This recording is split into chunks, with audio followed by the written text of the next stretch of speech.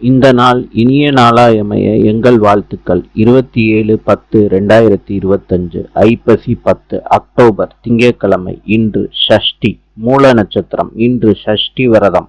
இன்றைய நல்ல நேரம் காலை 6:15 7:15 வரை, மாலை 4:45 5:45 வரை. கௌரி நல்ல நேரம் காலை 1:45 2:45 வரை, மாலை 7:30 8:30 வரை. ராவு காலம் காலை 7:30 9 மணி வரை. யமகண்டம் காலை 10:30 12 மணி வரை.